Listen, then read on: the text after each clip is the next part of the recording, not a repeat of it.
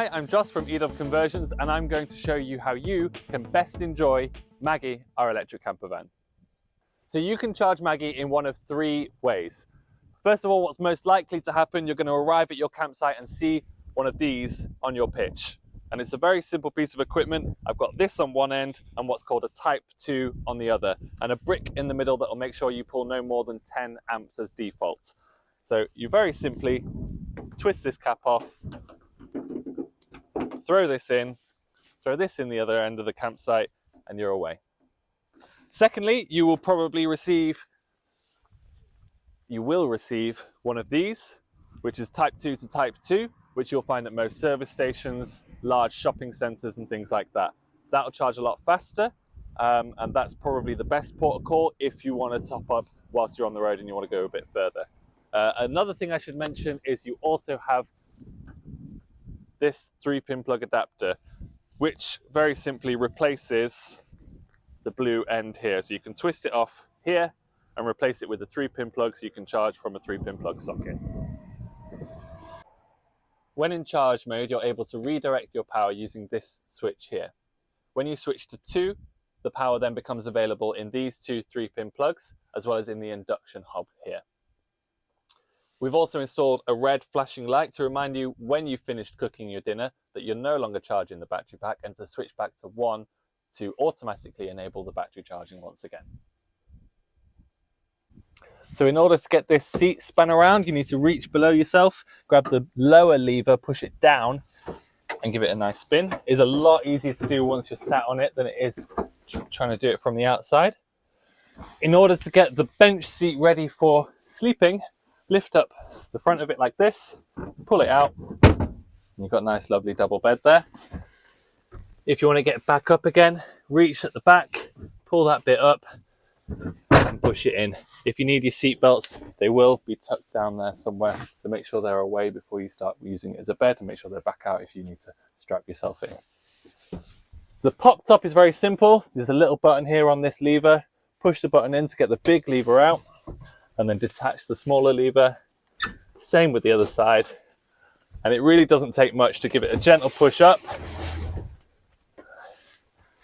There's also a wooden piece here that is entirely loose, like this. So if you want to make use of this bed up here, then you want to pop that on that side so you've got a little bit more length there as well. Putting the pop top back down, return this to its original position so you can actually get up there. Grab it by the sides here. Don't grab it by on top. You may well trap your fingers, so grab it by the sides, pull it down,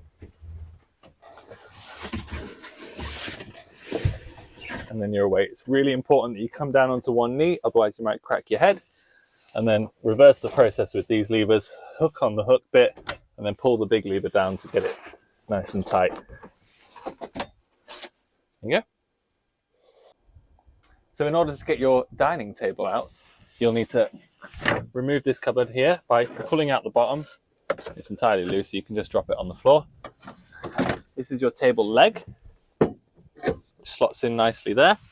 We keep all sorts of other things in here, like heaters, charging cables, and the window cover that I'll come to in a bit. And the table lid, which slots on nicely like that. Let me show you how to use the kitchen. So up here you have mugs, plates, cutlery and that sort of thing, coffee, tea, help yourself. We also have this cupboard here with kettle, frying pan, all sorts of other cooking equipment that you are welcome to use at your leisure. Down here we have another little bit of storage space, as well as your clean and dirty water jugs for the sink and tap. So the sink and the tap will only really work when you're on drive power or charging power, as I mentioned earlier. And the tap is also on this 4th switch here, so if that's off, then that's why your tap isn't working as well. If you need to refill your clean jug or get rid of whatever's in the dirty one, then by all means grab it out and take it to the tap at your campsite. So I'm going to show you quickly how to tuck yourself in for the night. These curtains have got little magnets on one side and they're screwed in on the other, so feel free to just throw them closed when you want some privacy. Under here, as I've shown you before, you will find this silver bag with the covers for the front 3 windows. So you want silver side out.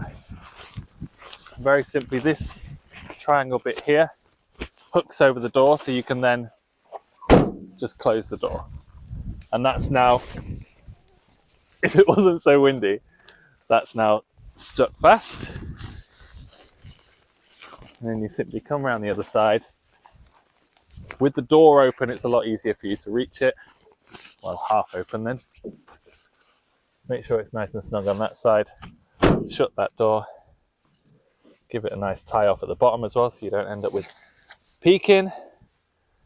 I like to put the windscreen wipers on as well, just for that little bit more insulation and privacy.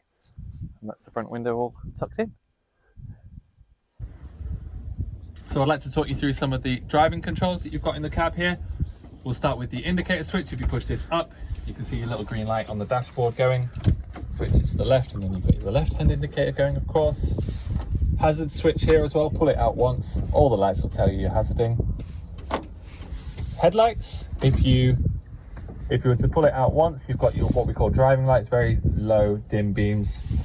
Pull it out once more, and then you've got your nighttime driving lights that'll light the road a bit better. For your full beams, you'll want to pull this lever up towards you, and you can see by the blue light on the dashboard that you've got your full beams going. Pull it towards you once more, and then it'll go off. For your windscreen wipers, the lever on the right hand side, if you push it up, that'll send your windscreen wipers going, and then you push this black button here on the dashboard, and then you get some squeegee going as well. We've also got this fresh air vent here. If you pull it down, then you'll simply get fresh air from the front of the vehicle going straight in at you. And then as well as that, you've got heated windscreens. So not just the back, but also the front. This switch here, if you pull it out once, the green light will come on. And it's really, really useful for defogging, de-icing, any kind of horrible British weather that you might come across. This switch will help you with a lot of that. We've also got a radio here that's Bluetooth enabled, USB, aux cable. There's a user manual for that in the glove box, as well as a first aid kit and any other gubbins. Feel free to make use of anything that's in here, because it's all here for you, the hirer. I'm just going to briefly cover how to drive, because it is a really simple system. You've got your keys, pop it into the ignition, give it a quarter turn. All your dials will start coming alive and let you know that you're ready, and then give it one quick spring as if you would a normal ignition, but you won't hear any of the to get you going. You need to do that spring, otherwise the drive unit won't know you're ready. So now I am ready. I can flick it into forwards, take my handbrake off with this lever here, so twist it to my right, let it go, and then it is just as simple as pushing down the pedal on the right and setting off.